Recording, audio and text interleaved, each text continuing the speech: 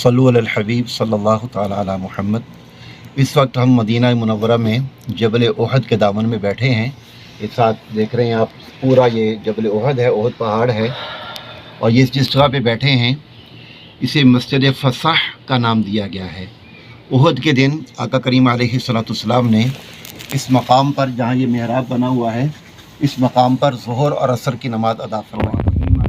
इस्लाम की इस याद को ताज़ा रखने के लिए यहाँ पे मस्जिद बनाई गई थी, मस्जिद फसाह के नाम से। फिर वो शहीद हो गई थी, काफ़ी अरसा इसको बंद रखा गया है। अब दोबारा इसको ओपन कर दिया गया, खोल दिया गया है। नीचे बेहतरीन फ़र्श लगा के ऊपर जानमाज़ बिछा दिए गए हैं। आशिकान रसूल आते हैं यहाँ पे, दुगाना भी अदा करते हैं और इस जगह की बरकतें भी हासिल करते हैं। बताने वाले बताते हैं, ये मेहराब जो बना हुआ है, ये तुर्क दौर में ये मस्जिद बनाई गई थी आका करीम अलैहिस्सलाम की याद में।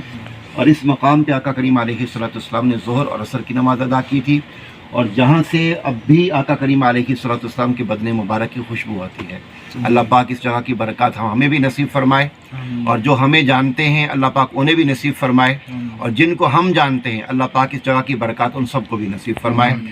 हम सबको बार बार अदब के साथ इस जगह की हाज़िरी नसीब फरमाए। सल्लु अलल हबीब सल्लल्लाहु अलैहि वसल्लम।